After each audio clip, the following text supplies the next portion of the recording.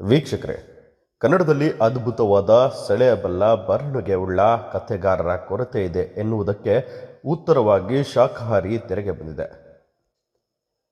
ಚೊಚ್ಚಲ ಚಿತ್ರದಲ್ಲೇ ನಿರ್ದೇಶಕ ಸಂದೀಪ್ ಸುಂಕದ್ ಮಣ್ಣಿನ ಕಥೆಯೊಂದಕ್ಕೆ ಕುತೂಹಲ ಬೆರೆಸಿ ಶುದ್ಧ ಶಾಕಾಹಾರಿ ದುರ್ಗಾ ಪ್ರಸಾದ್ ಹೋಟೆಲ್ನಲ್ಲಿ ಶಾಕಾಹಾರ ಬಡಿಸಿದ್ದಾರೆ.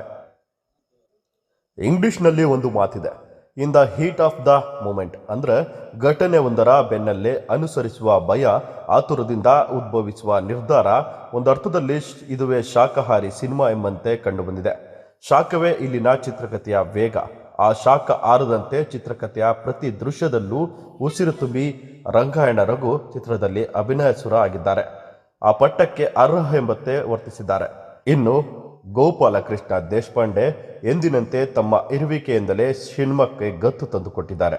ಒಟ್ಟಿನಲ್ಲಿ ಮಲೆನಾಡಿನ ಸುತ್ತ ಹೆಣೆದಿರುವ ಈ ಕತೆ ಪಕ್ಕ ಪೈಸಾ ವಸೂಲೆಂದರೆ ಸುಳ್ಳಾಗೋದಿಲ್ಲ. ಈ ಬಗ್ಗೆ ಜನರು ಏನೇನು ಮಾತಾಡಿದ್ದಾರೆ ಎಂಬುದನ್ನ ನೀವೇ ನೋಡಿ. ಚೆನ್ನಾಗಿದೆ, ಸ್ಟೋರಿ ಮಾತ್ರ ಸೂಪರ್ ಆಗಿದೆ ಸರ್. ಫಿಲ್ಮ್ ಮಾತ್ರ ಸಖತ್ತಾಗಿದೆ.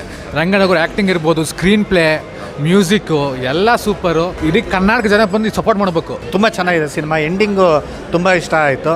ಎಲ್ಲರೂ ಈ ಸಿನಿಮಾನ ನೋಡಬೇಕು. ಚೆನ್ನಾಗಿದೆ ಬ್ರೋ. ಎಲ್ಲ ನಮ್ಮ ಕನ್ನಡದವ್ರು ಮಾಡಿದ್ದಾರೆ, ನಮ್ಮ ಶಿವಮೊಗ್ಗದವ್ರು ಅನ್ನೋದು ತುಂಬ ಖುಷಿ ಇದೆ. ತುಂಬ ಚೆನ್ನಾಗಿದೆ movie. And the best part is Rangayana Raghu ಸರ್ದು ಥ್ರೂ ಔಟ್ ದ ಜರ್ನಿ ಏನಿದೆಯಲ್ಲ, ಆ ವೊಲಟಾಲಿಟಿ ಆಗಲಿ, ಆ ಸಸ್ಪೆನ್ಸ್ನ ಹೋಲ್ಡ್ ಮಾಡಿ ಇಟ್ಕೊಂಡು ಇದು ಮಾಡೋದು ಎಕ್ಸಲೆಂಟ್. ತುಂಬ ಅದ್ಭುತವಾದ ಮೂವಿ. ರಂಗಾಯಣ ರಘು ಸರಿಗೆ ಒಂದು ಹೊಸ ಬಿರುದು ಕೊಟ್ಟಿದ್ದಾರೆ ಈ ಚಿತ್ರದ ಮೂಲಕ, ಅಭಿನಯಸುರ ಅಂತ ಹೇಳಿ. ಅಭಿನಯಸುರ ಅಂತ ಬಿರುದು ಕೊಟ್ಟಿದ್ದಕ್ಕೆ ಸಾರ್ಥಕ ಆಯಿತು ಅಂತ ಅನಿಸುತ್ತೆ. ತುಂಬ ಚೆನ್ನಾಗಿದೆ ಸರ್.